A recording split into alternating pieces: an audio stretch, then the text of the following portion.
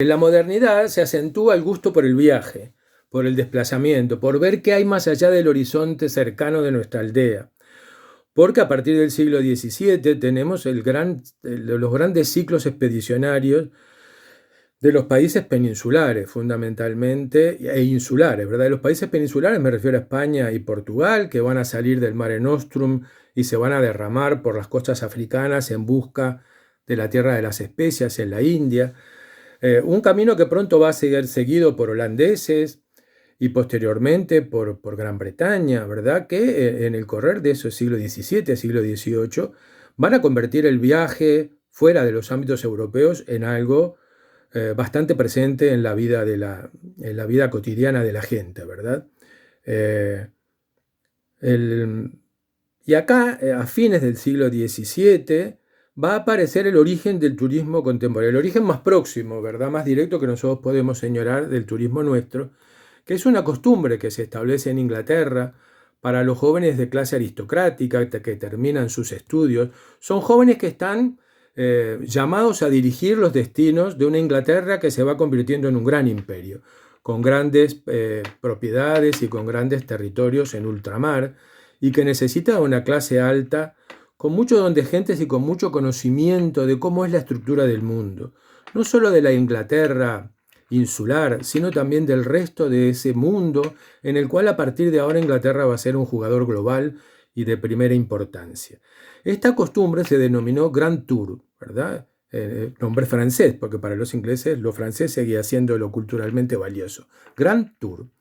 El Grand Tour era un viaje de estudio que normalmente estos chicos realizaban, un viaje de estudio que duraba entre 3 y 5 años, o sea, un viajecito, ¿verdad? Entre 3 y 5 años en el cual recorrían una gran cantidad de ciudades y de países importantes de Europa para conocer en vivo y en directo sus muestras de arte, cómo se manejaba la política, tener las charlas de bar, de cafés, que en estas épocas también empiezan a aparecer, el periodismo incipiente, en fin, todo lo que implicaba la vida en las grandes urbes europeas, aquellas en las cuales ellos iban a tener que desempeñarse. Este gran tour, de este gran tour deriva la palabra turismo y la palabra turista, obviamente, ¿verdad? Eh, y en la propia Inglaterra, a esta modalidad de salida al exterior, se le suma a partir del siglo XVIII en Inglaterra y en el resto de Europa el resurgimiento de los baños termales, que habían quedado un poco detenidos en Europa, sobre todo a partir de las grandes pestes. Recuerden que la gran peste fue en 1346 o 48 por ahí, y luego hubo una sucesión de pestes bastante importante, con lo cual los baños termales empezaron a decaer en su atractivo, pero a partir de fines del siglo XVII, siglo XVIII, los baños termales vuelven a tomar relevancia, sobre todo atados a fines terapéuticos, a fines de prescripción médica, ¿verdad? Es decir, los médicos mandaban a las estaciones termales y también a otros dos lugares que empiezan a desarrollarse aquí como metas de turismo, que es la alta montaña para las enfermedades respiratorias fundamentalmente, y los baños de agua fría, los baños de mar de agua fría. Y entonces también en esta época empiezan a desarrollarse los grandes balnearios mediterráneos de Francia, por ejemplo, Niza, la Costa Azul, toda esta zona, ¿verdad? Y las áreas de montaña. Y finalmente en la edad contemporánea, ya en nuestra época, rápidamente para terminar, digamos que el turismo toma vuelo cuando a fines del siglo XIX y principios del siglo XX se consolida la burguesía, ¿verdad? Se consolidan los grandes medios de comunicación a través del empleo del vapor, ¿verdad? El ferrocarril, los barcos que permiten viajes ultramarinos y travesías transoceánicas, y surge aquí el turismo en gran escala. En 1841, Thomas Cook organiza el primer viaje planeado de la historia, que es el precedente del paquete turístico actual.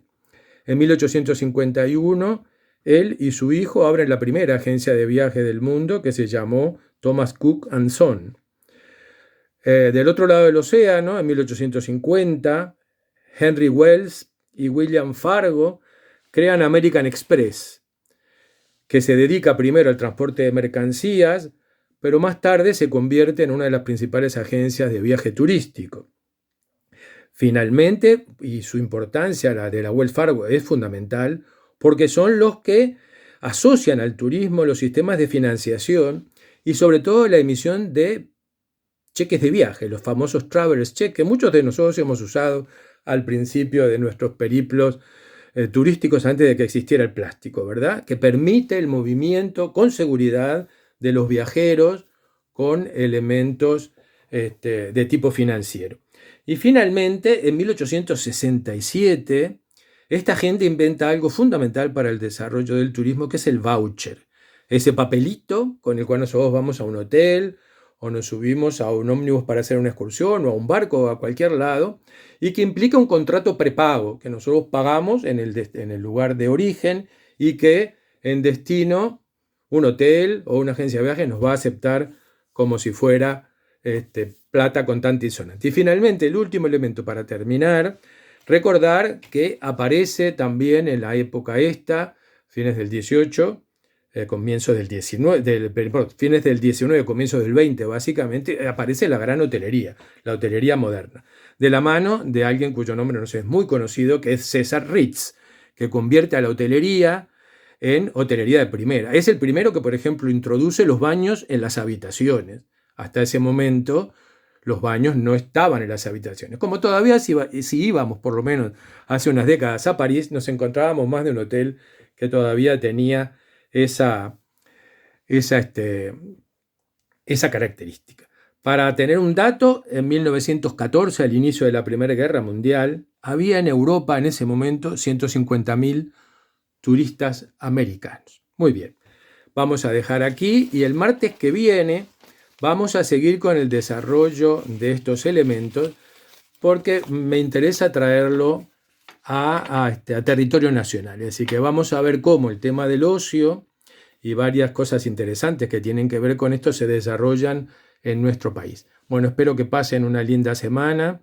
Cuídense porque está viniendo el frío y la posibilidad de que desarrollemos gripes, aunque estamos tan guardados que va a ser difícil que nos encontremos algún microbito por ahí o algún virusito que nos haga caer en una fiebre o en una gripe de esas normales de las que tenemos todos los años y de las cuales ya la mayoría de nosotros nos vacunamos. Bueno, un placer, un beso grande y será hasta el martes que viene.